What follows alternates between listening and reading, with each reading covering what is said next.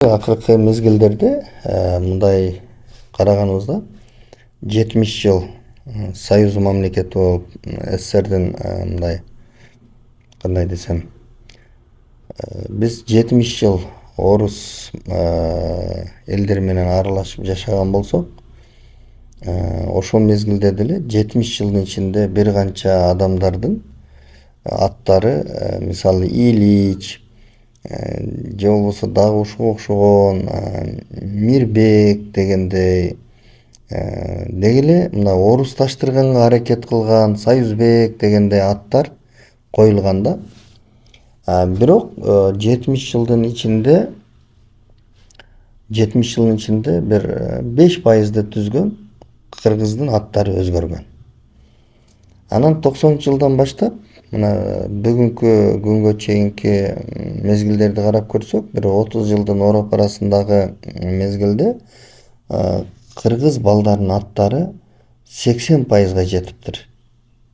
Бөлөк улуттардын аттары коюлупчу. Бул менен мен эмнени айткым келип атат? Бул менен кыргыз бүгүн идеологический согушта жеңилип атканыбыздын белгиси да. Мен дайыма айтам,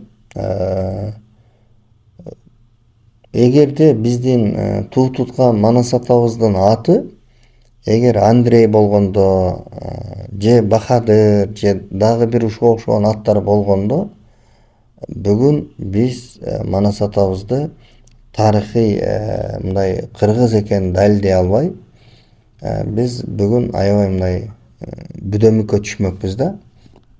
Ошондой эле Сыргак аталарыбыз, Бейбарс, Барсбек аталарыбыз, деги эле тарыхый баатырлардын аттарын карап келсек, ошолордун аттары эгер башка бир улуттардын аттары коюлган болгондо, бүгүн биз талаша албай калмакпыз. Мен бул сөзүмө айткым келгеним, бүгүнкү акыркы мезгилдерде мектептерге барып, мындай карасаң 30 окуучу отурса, кыздар балдар айырмасы жок. Ошолордун 30дун бир 20-25-ине жетиптир башка бир улуттардын аттары коюлуп атат. Бирок акыркы 10 жылдыкта, акыркы мына 10-15 жылдын ичинде бир арапташуу процесси аябай катуу жүрүп атат дагы. Анан ушундай бир идеологический согушта, бул идеология согушу бул жөнөкөй куралдуу согуштан дагы аябай күчтүү согуш болуп эсептелет. Ошол идеологический согушта биз эмнегедир ушул араб элдерине жеңилип бараткандай болуп атабыз. Мен азыр аттар тууралуу айтсам дагы жанагы фанаттар чыгып ар кандай маселелерди айтышы мүмкүн, бирок дин бул башка нерсе. Бул улуттук маселе такыр башка да. Дин менен улуттук маселени аралаштырбаш керек. Мен айтайын дегеним, арапташуу процесси бүгүнкү күндө катуу жүрүп атат. Ушундай бир түшүнүктөрдү киргизди. Эгер ушундай арабтын атын койсоң, сенин балаң түз эле жаннатка кирет деген маанидеги түшүнүктөрдү киргизип атышат да. Бирок мен ошол эле учурда айтам да, бир канча ошондой аттар коюлган адамдар деле бүгүн түрмөдө отургандар бар. Бүгүн алкаш болуп көчөдө жүргөндөр, мусор терип аткандар бар. Бирок ошондой улуу адамдардын аттарын ошолор көтөрө алдыбы? Маселе ушунда да. Ошондуктан мен айтат элем, бүгүн биз кыргыз эли мына кечээ тарыхтарыбызды окуп келип, мен тарыхый китептерге таянып айта турган болсом, 8-9 кылымдарга чейин кыргыздардын аттары кыргыз аттар келет дагы, 8-9 кылымдан баштап анан аттар өзгөрө баштаган. Арабча аттар коюла баштаган да. Бүгүн биз тарыхта окуп атып, ошонун кыргыз экенин далилдей албай кыйналган учурлар болуп атат. Анткени алардын аттары такыр башка бир улуттардын аттары. Мисалы, кечеги эле замандарда уйгурлардын да аттары коюлуп кеткен. Дин катары уйгурлар тараптан таанып калгандар уйгурдун аттарын көп койгон. Мисалы, Акун деген аттар бул бизге тиешеси жок да. Бул уйгурлардын, мындайча айтканда, биздики Бай, Бек деген аттар менен коюлса, мисалы кыргыздашкан аттар болот дагы, Акун деген аттар менен коюлса, бул уйгурлашкан болот да. Ошондой эле бүгүн мисалы Билал деп атабыз, Умар деп атабыз, Абу Бакир деп атабыз, Мухаммед саллаллаху алейхи вассаламды айтып атабыз. Эми туура алар өз мезгилинде аябай мындай күчтүү жетекчилер болгон. Пайгамбарыбыздын атын деги эле Мухаммед пайгамбарыбыздын атын балага коюп атканда өтө этият болуш керек. Ошол бала Мухаммед деген атты сөктүрбөй турган, Мухаммед деген атты жамандатпай турган адам болобу, болбойбу? Маселе ошондо. Мисалы Мухаммед деп ат коюшту дагы ал баласы арак ичип, көчөдө алкаш болуп жүрөт. Мухаммед деген ат менен уурлук кылып, Мухаммед, Мухаммед сен уурусуң деп айттырып атышат да. А Мухаммед деген сөз, Мухаммед деген пайгамбарыбыздын аты бул жерде мисалы жаман ат болуп атат. Ал жагын биз ойлоп аткан жокпуз. Ошондуктан мен айтам, кыргыз качан кыргыз боло алат? Кыргыз тилде сүйлөсө эле эмес, биринчи ат коюудан башташ керек. Ошол жаңы төрөлгөн наристеге туура атты коюш керек.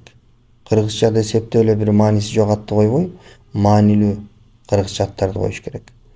Анан мен ушул жогорку кеңешке ушул жазуу түрүндө сунуштаган атам.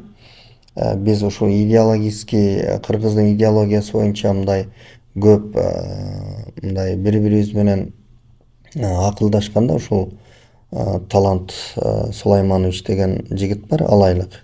Ушул Талант экөөбүз көбүрөөк обсуждение кылып атабыз.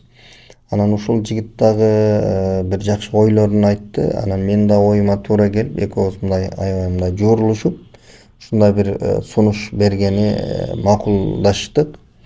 Мындай сунуш болуп атат да, ар бир төрөт үйүнө Кыргызстан боюнча кыздардын жана балдардын кыргызча, нукура кыргызча аттарын жазалы. Балким кыздардын атынан 2000, 3000 ат табабызбы, балдардын атынан 2000, 3000 ат табабызбы, нукура кыргызча аттарды ушул төрөт үйүнө илсек. Анан аны мыйзамдаштырсак. Кандай мыйзамдаштырып? Кимде ким төрөп, ошол аттардын ичинен кызын ат койсо же ошол аттардын ичинен баласына ат койсо, ошолорго мамлекет тарабынан сүйүнчү акча бөлүнсө. Мисалы, эң аз дегенде 20 000 сом сүйүнчү акча бөлүнүп берилсе. Анан барып өзүбүздүн нукура кыргызча аттарыбызга келебиз да. Чындап айтканда, ушунчалык баягы айтабыз да, дүйнөлүк 3-чү согуш болот, 3-чү согуш болот деп келатышпайбы дүйнө жүзү? Жок, 3-чү согуш жүрүп атат. Ал куралсыз. Ал идеологический согуш болуп атат. Идеологический согушта жеңилип калган эл, улут, ал жок болот жер бетинен. Ал улуттун аты жок болот. Өздөрү жашай берет, маңкурт сыяктуу жашай берет. Бүгүн ошол маңкуртчулукка келатабыз. Тилибиз орусташып, атыбыз арабташып калды. Байкайсыздарбы? Ар кандай көп кабаттуу үйлөрдүн алдына жана жаш балдар ойноп аткан аянттарга барсаңыздар, орус тилде сүйлөшөт. Атын сурасаң арабча. Бүгүн биз Кыргызстанда кыргызбыз деп кыйкырган менен тилибизден да жеңилип атабыз. Ат коюудан да жеңилип атабыз. Салттарыбыздан да жеңилип атабыз. Иши кылса, биз кыргыз бүгүн идеологический согушта поражение.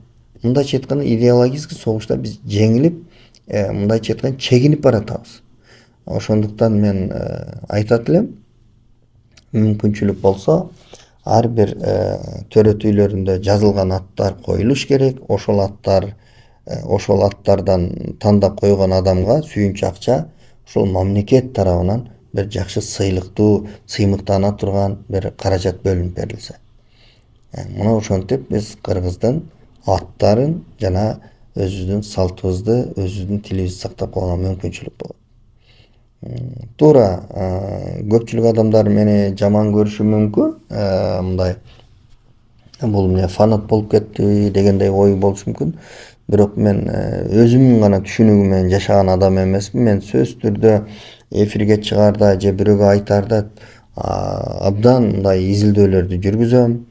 Изилдөөлөрдү жүргүзүп, көптөгөн адамдар менен акылдашам. Анан ошол акылдашып, жыйынтык чыгаргандан кийин анан мен бирөөгө айтып баштайм да. Мына ошондой сунуштар бар. Биз кыргыз тарыхыбызда, мындан кийинки тарыхтарыбызда дагы чыган жигиттерибиз, чыган кыздарыбыз калып калса, алар да бир талашта калып кетпесин. Мисалы ушул учурдан пайдаланып айтышым керек. Имам Бухарий деген болгон. Мухаммед пайгамбарыбыздан кийинки этаптарда, кийинки кездерде Мухаммед пайгамбарыбыздан кийин динди кайра ошол пайгамбарыбыздан келаткан туура диндин туура жактарын, хадистерин баардыгын оңдоп түздөп чыгып, кайра элге жайылтууга жардам берген адам да. Мына ушул имам Бухарийни бүгүн бул имам Бухаралык деп атап атабыз да, бирок өзүнүн атын атай албайбыз. Эмне үчүн? Анткени өзүнүн атын биз биринчиден билбей келатабыз, экинчиден ошол мезгилде жазгандар бунун ошо улутун билбей калышкан да. Биз талашып атабыз кыргыз, бул кыргыз болгон деп атабыз. Башка бирөөлөр алар талашып атышат, жок, бул кыргыз болгон эмес.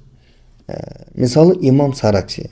Бул сараксилик болгон, бул фарси болгон, анан бул дагы башка улут болгон деген сөздөр менен келатат. Бул деле ошол имам Бухари дейли, имам Саракси деле ушу түрк элдеринен болгон, түрк элдеринин ичинен биздин улуттан болгон. Бирок ошону биз далилдей алабызбы бүгүн? Билебиз. Баардыгыбыз эле көрүп билип турабыз. Эгер ошол мен сөзүмдүн башында айтпадымбы? Манас атабыздын аты Андрей болгондо, же Махаматжан болгондо, же дагы бир ушундай бир аттар коюлуп калганда, бир фарси аттары же араб аттары коюлуп калганда, бүгүн биз Манас атабызды талашмак турсун биз жанына жолой албайт болчук. Ошондуктан ар бир кыргызстандыкты, ар бир кыргыз элин мен чакырам. Ар бир улут өзүнүн улуттук наамысы менен жашаганды үйрөнүш керек. Мен бул сөз менен башка улуттарды кемсинтким келбейт. Ал улуттар да өзүнүн атын койсун, өзүнүн тилинде сүйлөшсүн, аларга эч ким тоскоолдук кылбайт. Бирок жер жүзүндө кыргыз деген улут жок болуп кетпеш үчүн биз кыргыз эли күрөшүшүбүз керек. Мына ушуну айткым келди.